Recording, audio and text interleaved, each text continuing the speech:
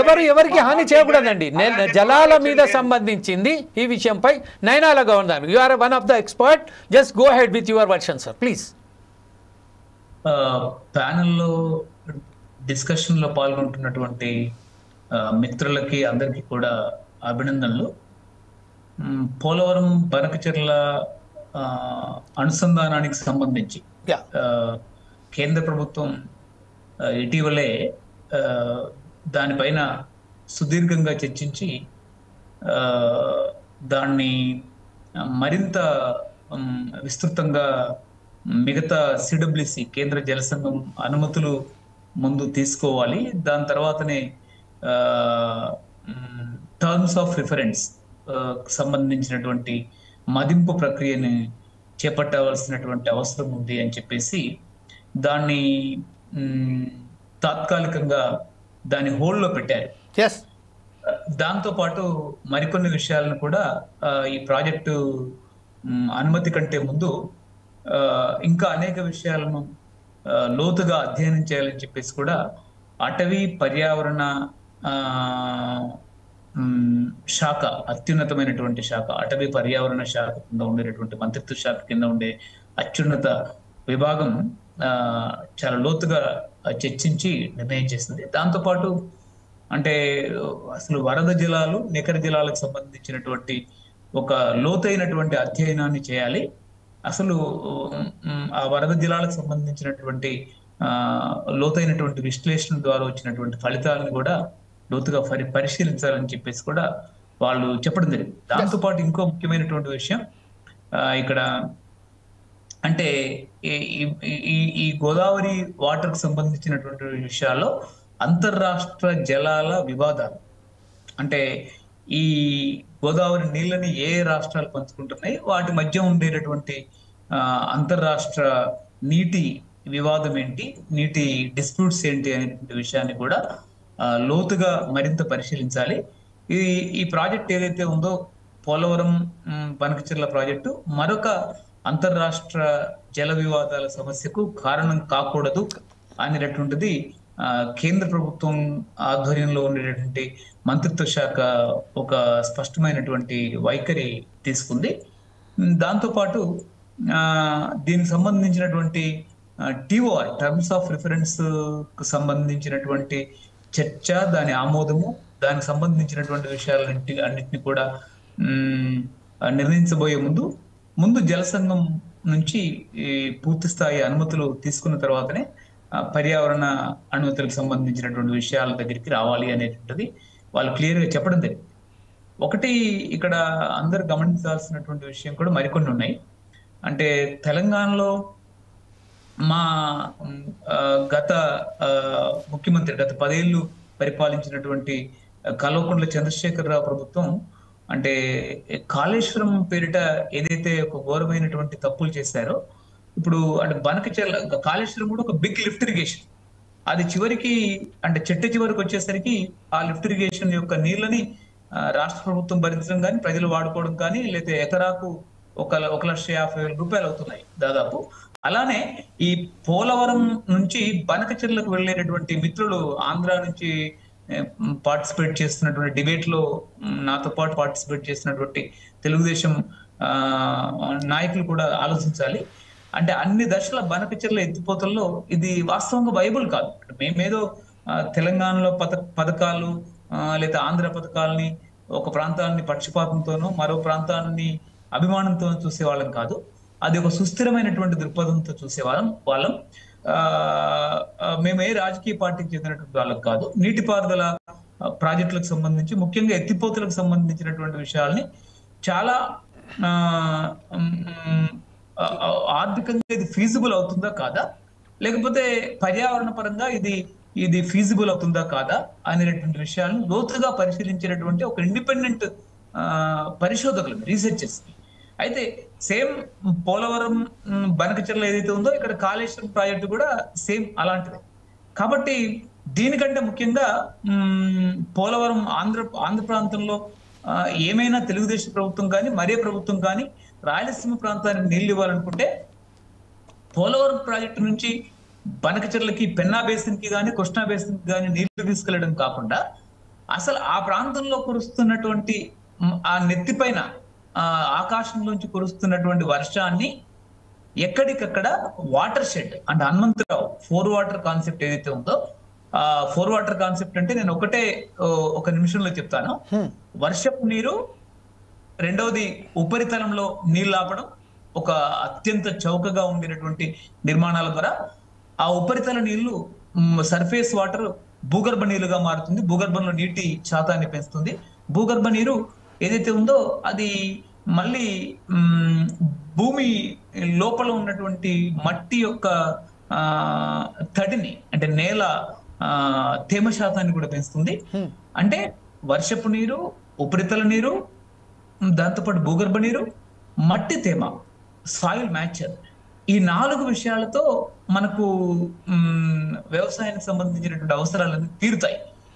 కాబట్టి ఇక్కడ నుంచి ఎక్కడో పెన్నా బేసిన్ కి, కృష్ణా బేసిన్ కి ఎత్తిపోవడం అనేటువంటిది మరొక మెగా కృష్ణారెడ్డిని, మరొక కాంట్రాక్టర్లకి, మా తెలంగాణ రాష్ట్ర ఖజానాని మెగా కృష్ణారెడ్డికి, Megha Engineering and Infrastructure Limited కి సమర్పించినట్టే ఇక్కడ ఆంధ్ర రాష్ట్ర ఖజానాని అక్కడ భారీ బడా కంపెనీలకి ఆంధ్ర ప్రజల ఖజానాని కొలగొట్టడం తప్ప ఇది ఎన్నికల కొరకు ఉపయోగించేటటువంటి ప్రాజెక్టులు. ఎన్నికల్లో ఒక వరదలాగా నీళ్ళు ఈరోజు గోదావరిలో ఎలా పోతున్నాయి అంటున్నారో, మా ఇక్కడ రాష్ట్రంలో ఉన్నటువంటి కేసీఆర్ ప్రభుత్వం ఆయన ఈ ప్రాజెక్టులన్నీ చేపట్టిన తర్వాత 2 ఎన్నికల్లో కూడా మొత్తం భారతదేశంలో ఎవరు ఖర్చు పెట్టినంత భారీ ఎత్తున ఎన్నికల అవినీతి విపరీతంగా పెరిగింది. అది చాలా క్లియర్ గా. కాబట్టి ఇక్కడ చాలా కీలకమైనటువంటి విషయం ఏంటంటే పోలవరం బనకచెర్ల అనేటువంటిది వైబుల్ కాదు, ఆర్థికంగా కూడా ఏ విధంగా పర్యావరణ పరంగా ఫీజిబుల్ కాదు. ఇంకో రెండో కీలకమైన విషయం ఏంటంటే అసలు పోలవరమే బేసికల్లీ అది ర్యాక్ బెడ్ కాకుండా చాలా శాండ్ బెడ్ ఉంది అక్కడ. అసలు పోలవరం నుంచి నీళ్లు ఎత్తిపోయడం, అసలు పోలవరం ఈ అక్టోబర్ వరకు అది నిలిస్తే చాలా కష్టం. ఒక నిమిషం అండి, ఒకటే నిమిషం. ఇప్పుడు మనం ఏదైతే పోలవరం విషయానికి వస్తే గతంలో ఎప్పుడైతే ప్రపోజ్డ్ మాత్రం 41.15 హైట్కు వాళ్ళు అనుమతిగా కోరారు. 42 ప్రపోజ్డ్ 41.15. కాకపోతే ఏంటంటే గవర్నమెంట్ గ్రాంట్ చేసింది 45.12, ఇజంట్ ఇట్ 45.72 హైట్. దానికి వాళ్ళే అనుమతులు ఎక్కువ ఇచ్చేశారు. తద్వారా ఏమైందంటే ఇప్పుడు అదే దానికి సంబంధించింది పియర్స్ మాత్రం ఒకసారి మనం చూస్తే పియర్స్ హైట్ మాత్రం 54 మీటర్స్ ఉన్నాయి. దానికి సంబంధించింది ఇప్పుడు 194 TMC అక్కడ నిల్వ వాళ్ళకు చేయగానే దానికి సంబంధించిన కెపాసిటీ ఉంది. ఇప్పుడు ప్రస్తుతం మనం చూసినట్టయితే 200 TMCలు మనం తెలంగాణకు సంబంధించిన ఎత్తిపోత మనకు గోదావరి నీళ్ళకు సంబంధించిన మనం వరకు తీసుకుంటామని చెప్తున్నారు. అది 200 TMC కాకుండా దానికంటే ఎక్కువగా ఇంకో 200 TMC తీసుకోపోవడానికి ఒక కుట్రపూరితమైన ప్రాజెక్టే బనకచెర్ల అని చెప్తున్నారు. మీరు చాలా ఒక బ్రహ్మాండమైన విషయం చెప్పారు. ఏదైతే కాళేశ్వరం వైపు మనం కట్టామో అది ఈరోజు ఎట్లయితే ప్రమాదవశాత్తుగా మారిందో, ప్రమాదకరంగా మనం మాట్లాడుకుంటూ పోతున్నామో, అలాగే ఈ బనకచెర్ల ప్రాజెక్టు కూడా ఎల్ఎన్టీ కానీ లేక ఇంకా మేఘా కానీ ఇంకా ఇతరత్ర కంపెనీలకే కట్టబెట్టడానికే ప్రయత్నం చేస్తున్నారని చెప్తున్నారు. పోలవరాన్నే మనం ఒకసారి ప్రశ్నించవలసిన అవసరం ఉన్నది. అయితే పోలవరానికి పైపెచ్చు ఇప్పుడు బనకచెర్ల కూడా తీసుకొచ్చారు. ఈ విషయంపై కూడా క్లుప్తంగా మీరు ఒకసారి మాట్లాడండి సార్. సార్ ఇప్పుడు ఒకటే అంటే బేసికల్లీ పోలవరం ప్రాజెక్టే అక్కడ అంత పెద్ద ప్రాజెక్ట్ కట్టేటటువంటి పరిస్థితి. రెండోది మీరు అన్నట్టు 192 TMCల నీటి నిల్వ అనేటటువంటిది శాండ్ బెడ్ పైన చేయకూడదు. చాలా ప్రమాదం కదండి.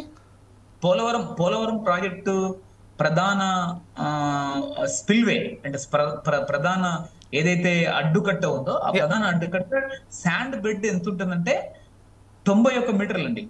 భూ ఉపరితలం నుంచి 91.5 మీటర్ల వరకు కూడా టోటల్ శాండ్ బెడ్ అండి. అంటే మన అన్నారం, మేడిగడ్డ, సుందిల్లా ప్రాజెక్టులు ఏవైతే బ్యారేజీలు ఏవైతే కట్టాడో శాండ్ బెడ్ పైన అంతకంటే భయంకరమైనటువంటి శాండ్ బెడ్ పైన అది ఉంది. అది ఆల్రెడీ ఇప్పటికే జమీల్ గారు మొత్తం దాదాపు కొన్ని ఒక 100 మీటర్ల పొడవున, నేను కరెక్ట్ గా లెక్కలు చెప్పగలను, అనేక 10 మీటర్ల పొడవున మొత్తం సర్ఫేస్ నుంచి 92 మీటర్స్ వరకు కట్టినటువంటి అడ్డుగోడ, భూగర్భంలో కట్టినటువంటి అడ్డుగోడ ఏదైతుందో మొత్తం కూలిపోయింది, తునాతునకలు అయిపోయింది. మీటర్న్నర వెడల్పుతో కట్టినటువంటి అడ్డుగోడ తునాతునకలు అయిపోయింది. దీని కొరకని చెప్పేసి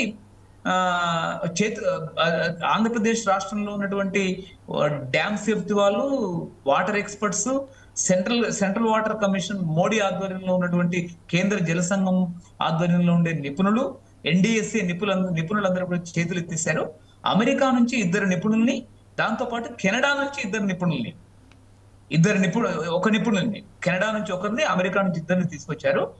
వాళ్ళు కూడా ఈరోజు దాదాపు ఆ పరిస్థితిని అంతా చూసి మొత్తం అంతా రిపోర్ట్ కనుక ఆశాంతం మొత్తం చదివితే వాళ్ళు కూడా చేతులు ఎత్తేసినటువంటి పరిస్థితి కనిపిస్తుంది. కాబట్టి అసలు పోలవరం నుంచి 200 TMCలు 400 TMCలు పక్కన పెట్టండి, అసలు పోలవరం అక్టోబర్ వరకు నిలుస్తుందా అనేది ఒక బిగ్ క్వశ్చన్. మీకు అర్థమైన విషయం. దీనిపైన ప్రత్యేకమైన డిబేట్ చేయాలి.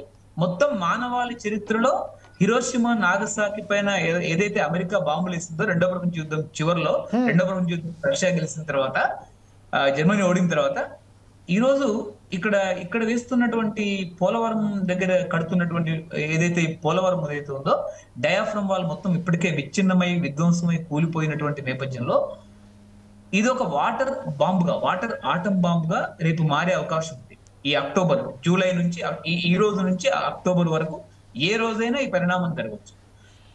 మేము దీనిపైన కూడా చాలా సమాచారం, దీనిపైన కూడా భవిష్యత్తులో ప్రజలకి అనేక వాస్తవాలతో కూడినటువంటి సమాచారాన్ని ప్రజల ముందు పెట్టడం జరుగుతుంది. కాబట్టి పోలవరమే ప్రశ్నార్థకమైనప్పుడు, పోలవరమే బ్యారేజ్ తప్ప 2.5 TMC బ్యారేజ్ తప్ప అక్కడ అసలు అక్కడ ఇంత పెద్ద డ్యామ్ ని KL రావు వ్యతిరేకించాడు. KL రావు ఆంధ్ర ప్రాంతానికి చెందినవాడు. దాంతోపాటు టి హనుమంతరావు రాజమండ్రికి చెందినటువంటి ENC ఇంజనీరింగ్ చీఫ్ ఉమ్మడి ఆంధ్రప్రదేశ్ లో. అతను హైదరాబాద్ లో ఉండేవాడు, హైదరాబాద్ లోనే చనిపోయారు.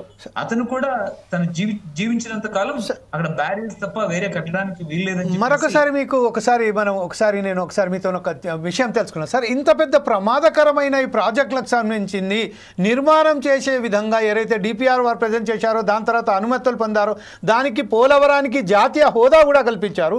కేంద్ర ప్రభుత్వం దీనిపై దృష్టి సారించలేదా? CWC దీని మీద దృష్టి సారించలేదా? ఇంతమంది chief engineers, irrigation departments experts కూడా they have given their opinion, and as per your words there is some persons who were expert in this irrigation project from the Canada and America also. They are also denied for this project and they are given a very wrong report about this project. So why the government, central government or state government is blindly just constructing the project, sir? అంటే ఇక్కడ చాలా కీలకమైన ప్రశ్న వేస్తారు మీరు. చాలా మంచి ప్రశ్న ఇది. అంటే ఇంత రకాల ప్రమాదకరమైనటువంటి పరిస్థితులు ఉన్నప్పటికీ కూడా ఎందుకు కేంద్ర ప్రభుత్వం అక్కడ పోలవరాన్ని తలకెత్తుకుంది, పోలవరానికి డబ్బులు భారీ ఎత్తున సహకారం చేస్తుంది అనేది కనుక చూస్తే, స్టేట్ రీఆర్గనైజేషన్ లో భాగంగా ఇది వచ్చింది. వాస్తవంగా ఇది భౌతిక పరిస్థితికి చెందినటువంటి అనువైనదా కాదా అనేటటువంటి ప్రాజెక్ట్ కాదు. ఇది రాజకీయ నాయకులు తమ ఇష్టం ప్రకారం ప్రకృతికి వ్యతిరేకంగా తీసుకున్నటువంటి నిర్ణయం. ఇక్కడ కాళేశ్వరంలో, అన్నారం, మేడిగడ్డ, సుందిళ్లలో ఏదైతే కేసీఆర్ తనే చీఫ్ ఇంజనీర్ అయి తనే ఆ మానస పుత్రికను నేనే కన్నాను అని చెప్పేసి మొన్నటి వరకు చెప్పి, ఎక్కడైతే ఘోష్ కమిషన్ లో రివర్స్ సాక్ష్యం ఏదైతే ఇచ్చారో, ఈరోజు రేపు పోలవరంలో కూడా దురదృష్టవశాత్తు ఏదైనా ఘటన జరిగి పోలవరం మొత్తం కొలాప్స్ అయిపోతే రేపు కేంద్ర ప్రభుత్వం కానీ, రాష్ట్ర ప్రభుత్వ ఇంజనీర్లు కానీ, అంతర్జాతీయ నిపుణులు దాదాపు ఏ ప్రాజెక్టులో చాలా తక్కువ ప్రాజెక్టులో పనిచేస్తుంటారు. వీళ్ళందరూ కూడా అంతర్జాతీయ నిపుణులు భూగర్భంలో డయాఫ్రమ్ వాల్ ఎలా కట్టాలి, ఎలా నిర్మించాలి, అంటే భూ ఉపరితలంలో ఎలా అయితే నది కొన్ని లక్షల క్యూసెక్కులు, కాళేశ్వరం దగ్గర 28 లక్షల క్యూసెక్కుల నది ప్రవాహం 22, 23, 24, 24లో ఉంటే, పోలవరం దగ్గరకు వచ్చేసరికి అది దాదాపు మరో 2-3 లక్షల క్యూసెక్లు పెరుగుతుంది. అంటే దాదాపు 30 లక్షల క్యూసెక్లు, 29 లక్షల క్యూసెక్లు దాటే అవకాశం ఉంది. కాబట్టి నది ఉపరితలంలో ఎంతైతే నీళ్లు పోతున్నాయో నది గర్భంలో కూడా అంతే నీళ్లు పోతాయి. కాబట్టి ఆ నీళ్ళని 90 ఆ నీళ్ళని 91 మీటర్ల వరకు నది గర్భంలో మనం పోకుండా అడ్డుకట్ట కడుతున్నారు. కాబట్టి ఆ అడ్డుకట్ట ఇప్పటికే దాదాపు బేయర్ కంపెనీ అని ఒక German Bayer company diaphragm wall నిర్మాణ క్రమంలో ఏదైతే అత్యంత ఒక జర్మన్ కంపెనీ ఉంది, ఆ బేయర్ కంపెనీ మొన్న మేలో ఏం మాట్లాడుతుందంటే అసలు లోపల 91 మీటర్ల తర్వాత ఏదైతే బండ ఉంటుందో ఆ బండ లోపల ఇంకో 4-5 మీటర్లు తొలిచి డయాఫ్రమ్ వాల్ ని దానిలో ఇరికించాలి అని international experts, state experts, central CWC వాళ్ళంటే అసలు అవసరం లేదండి, అది పైన కూడా నిర్మించవచ్చు, అట్లయితే చాలా లేట్ అవుతుంది అని చెప్పేసి నిర్మాణ కంపెనీ బేయర్ కంపెనీ అంటది. ఆశ్చర్యకరమైన విషయం సార్ ఇది. అంటే ఇప్పుడు చూడండి, ఒక విషయం ఏంటంటే ఇన్ని కోట్ల రూపాయలకు సంబంధించిన ప్రజాధనాన్ని అక్కడ నిరుపయోగంగా అంటే ఒకసారి ప్రమాదశాత్తు అదే ఆ కోట్ల రూపాయలకు సంబంధించిన రూపాయలు కేవలం మానవానికి మొత్తం ప్రమాదంగా ఏర్పడే వానికి ఈ విధంగా మనమే ఉపయోగించుకుంటున్నాం అన్నట్టుగా చర్చ. అంటే ఎంత ప్రమాదకరంగా, అంటే ఒక పోలవరానికి సంబంధించిన కాకుండా ఇప్పుడు మనం ఏ విషయంలోనికి వస్తే మీరు చాలా ఒక మంచి బ్రహ్మాండమైన పేరు, ఈ ప్రజలకు ఈ విషయాన్ని ఎందుకు మనం చేర్పించలేకపోతున్నాము? అంటే ఇప్పుడు కేవలం ప్రభుత్వాలు ఏం చేస్తున్నాయంటే ఒక ప్రభుత్వం మీద ఒక పార్టీ మీదనే వారు ఏదైతే రెచ్చగొట్టే విధానాలుగా ఇప్పుడు మనం చూసాము. 2 నిమిషాలలో మాట్లాడిన మన విజయభాస్కర్ గారు ఏం మాట్లాడారు? కాంగ్రెస్ వాళ్ళు కానివ్వండి, అక్కడ టీఆర్ఎస్ వాళ్ళు కాదు, వారు చేసుకుంటున్నారు, ఆంధ్రప్రదేశ్కి రాష్ట్రానికి మా 2 కళ్ళు అన్నట్టుగా చెప్పి ఈ ప్రాంతాలలో విభేదాలు సృష్టించి రాజకీయ పార్టీలు తన పబ్బం కలపడానికే ఇంత పెద్ద ప్రాజెక్టులను, ఇంత ప్రమాదకరమైన ప్రాజెక్టులను నిర్మించుతున్నారు అని చెప్పుకోవచ్చా సార్? ఒక విషయం అండి, ప్లీజ్. ఇక్కడ ఎందుకు మీరు ఒక మంచి ప్రశ్న వేశారు మళ్ళీ ఒకసారి. ఎందుకు రాజకీయ పార్టీలు కేంద్ర ప్రభుత్వం మద్దతు చేస్తుందంటే కాళేశ్వరం దగ్గర తెలంగాణకు వచ్చేసరికి 2014 నుంచి 2022 వరకు మోడీ ప్రభుత్వంలోని అన్ని బిల్లులకు కేసీఆర్ మద్దతు చేశారు. ఈ రోజు చంద్రబాబు నాయుడు నితీష్ కుమార్ కేంద్ర ప్రభుత్వానికి మద్దతుగా ఉన్నాడు. కాబట్టి కేంద్ర ప్రభుత్వానికి మద్దతుగా ఉన్నాడు కాబట్టి కేంద్ర ప్రభుత్వం చంద్రబాబు నాయుడు ఏది తలపెట్టినా, తప్పు తలపెట్టినా, ఒప్పు తలపెట్టినా ఆయనకు మద్దతుగా ఉండాలి. ఇది చాలా కీలకమైనటువంటి విషయం. అంటే జగన్ ప్రభుత్వం కేంద్రానికి మద్దతు చేస్తే జగన్ కు మద్దతుగా ఉండాలి.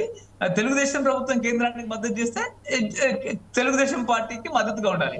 ఈ రోజు నితీష్ కుమార్ తెలుగుదేశం చంద్రబాబు పైన ఆధారపడింది కాబట్టి ఇక్కడ ఏం చెప్తే మోడీ అన్ని మూసుకొని దానికి సపోర్ట్ చేయాలి అనేటువంటి వైఖరి చేపట్టింది. ఇది చాలా ఘోరమైనటువంటిది, ఇది చాలా విపత్తు. ఇది ఈ కేంద్రంలో ఉండేటటువంటి వాళ్ళు కూడా ఈరోజు అసలు అక్కడ జరుగుతున్నటువంటి విషయాల పట్ల సమాజానికి ఏమీ చెప్పడం లేదు. ఇది సిడబ్ల్యూసి వాళ్ళందరికీ తెలుసు. మా దగ్గర మేము చాలా అధ్యయనం చేస్తున్నాం. ఆ అధ్యయనం చేస్తున్నటువంటి విషయాలు కనుక చూస్తే అసలు ఇక్కడ కాకినాడ వరకు పోలవరం కనుక 192 టీఎంసీల బ్యారేజ్ కనుక కొలాప్స్ అయిపోతే కాకినాడ వరకు ఉన్నటువంటి రాజమండ్రి, కడియం మొత్తం అనేక నగరాలు, అనేక గ్రామాలు, లక్షలాది మంది ప్రజలు తుడిచిపెట్టుకుపోతారు. చాలా ఇంకొక విషయం సార్,